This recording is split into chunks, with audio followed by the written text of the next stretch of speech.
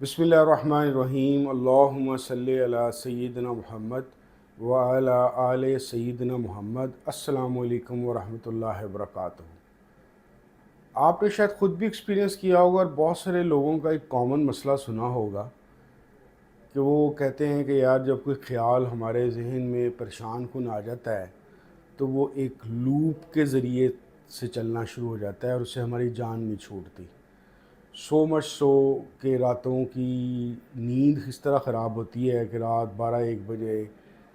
नींद ना आ रही हो और कोई एक ख़्याल या कोई एक चीज़ हमारे जहन में आ जाए तो वो मुसलसल हमें इतना ज़्यादा तंग करती है और हमारे ज़हनों में इतनी देर घूमती रहती है कि हम सो नहीं पाते। ऐसा रात को सोने से पहले दिन के वक्त भी होता है कि बहुत सारे लोगों के लिए कोई अपने बॉस का एक जुमला, कोई अपने एक कुलीग का एक तंज़, कोई अपने घर का कोई एक वाक़या कुछ इस तरीके से रूनुमा होता है कि वो उससे जान नहीं छुड़ा पाते। वो उस पे सोचने पे अपने आप को मजबूर पाते हैं।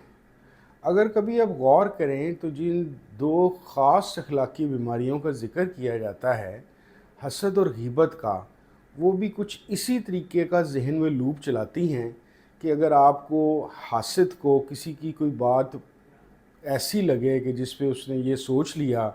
कि ये इसके पास है या ये इस बात पे कादिर है या क्वालिटी रखता है, मेरे पास नहीं है, तो वो इस थॉट से अपनी जान नहीं छुड़ा पाता और हसद उसके अंदर घुस के उसको घुन की तरह खाना शुरू हो जाता है। गीबत का भी कुछ मिलता जुलता सा ही असर है और अमल है कि जिसके अंदर जब आप किसी बंदे को डील नहीं कर पाते उसके हसद या रश्क की वजह से,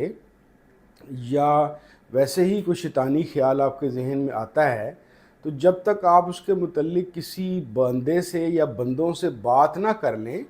तो आपको चैन नहीं आता। तो दैट मीन्स कि गीबत भी असल में दिमाग की इसी इनएबिलिटी का एक मज़हर है जहाँ पे हम किसी चीज़ को रोक नहीं पाते। मुझे ऐसा लगता है कि रोकने के लफ्ज़ से ज़्यादा हमें शायद सबसे बेहतर जो टर्म यूज़ की जा सकती है कि हम जब किसी चीज़ को इग्नोर नहीं कर पाते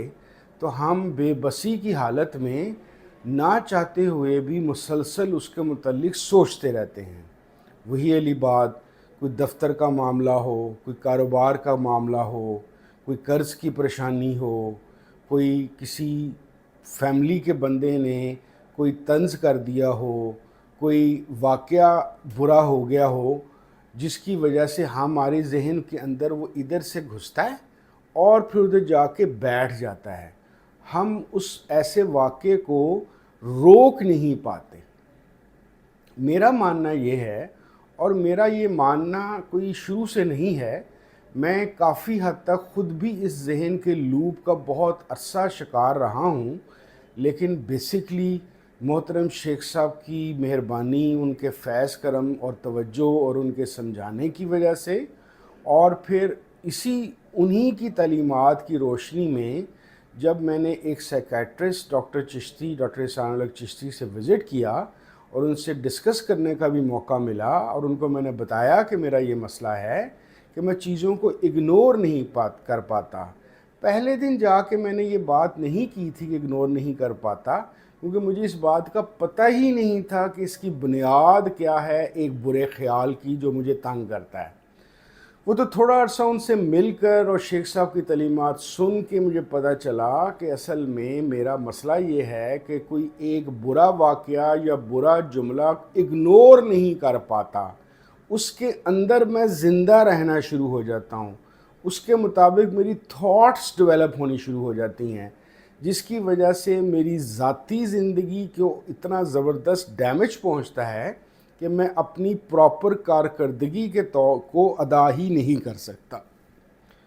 तो जिस तरीके से मुझे ये बात समझ आई, मैं आज आपको ये दरख्वास्त करना चाह रहा हूँ, दरख्वास्त समझ लीजिए, मशवरा कर लीजिए कि इग्नोर करना सीखें हर चीज़। जिसको एक क्रिकेट की ज़ुबान में कहते हैं ना, हर बॉल खेलने के लिए नहीं होती, बहुत सारी बॉल्स को लेफ़्ट कर देना चाहिए। چھوڑ دینا چاہیے۔ اسی طریقے سے ہر جملے کو دماغ میں بسانے کی کوئی ضرورت نہیں ہے۔ کوشش کیجئے ایسی عادت اپنائیے کہ آپ کو جس طریقے سے سیل کے ارد گرد ایک سیل ممبرین ہوتی ہے جو غلط یا گندی یا نقصان دہ والی چیزوں کو سیل میں گھسنے سے منع کرتی ہے، اپنے دماغ کے ارد گرد ایک ممبرین یا ایک شیلڈ بنانے کی کوشش کیجئے کہ جس کے اندر کوئی بھی واقعہ یا کوئی بھی چیز جو آپ کو نامناسب بری لگے، تکلیف دے، اس کو چند سیکنڈز یا منٹ سے زیادہ ٹائم نہ دیں، اور اگنور کرنے کا سب سے آسان ٹوٹکا یہ ہے کہ جیسے ہی آپ کو لگے کہ آپ کے ذہن میں یہ کوئی بات آئی ہے اور یہ ریزائیڈ کر سکتی ہے، بیٹھ سکتی ہے، اپنی توجہ ہٹانے کے لیے کوئی ناول پڑھ لیجئے، کوئی فلم دیکھ لیجئے، کسی اپنے پسندیدہ دوست کو فون کر لیجئے، کوئی واک پہ چلے جائیں، لمبے لمبے سانس لے لیں۔ کسی نہ کسی طریقے سے آپ نے اپنے ذہن کو اس نقصان دہ تھاٹ سے بچانے کے لیے اپنی توجہ کسی اور طرف مرکوز کر دینی ہے۔ یہی عمل میں کسی دن کوشش کروں گا کہ او سی ڈی اور خاص طور پہ او سی ڈی ریلیجس کے اوپر کوئی تفصیلی بات کر سکوں، لیکن ویسے آپ کو بتاتا چلوں یہاں پہ کہ جو او سی ڈی کے پیشنٹس ہیں جن کے لیے ایک عمل یا بات بار بار کرنی لازمی ہو جاتی ہے کہ ڈس آرڈر کی وجہ سے، ان کے لیے بھی ٹو اگنور والی جو قوت ہے وہ بڑی ہی کارآمد چیز ہے۔ لیکن اگر توجہ سٹارٹ میں نہ ہٹائی جا رہی ہو، چیز سے توجہ یا وہ جملہ بار بار ذہن میں ریپیٹ ہونا شروع ہو جائے اور توجہ ہٹانے کا طریقہ ناول پڑھنا، فلم دیکھنا، سیر کے لیے چلے جانا، کسی دوست سے بات چیت سے نہ ہو، تو کوئی حرج نہیں ہے کہ آپ کسی اچھے سائیکیٹرسٹ سے مل کر اس چیز کی دوائی کھا لیں تاکہ آپ کو اگنور کرنا آ جائے، کیونکہ جتنی جلدی آپ اپنے آپ کو اگنور کرنا سکھا دیں گے اتنا زیادہ ہی آپ اپنی دماغ کی قوت اور توانائی کو بہتر طور پہ استعمال کر سکیں گے۔ بہت شکریہ۔ السلام علیکم ورحمۃ اللہ وبرکاتہ۔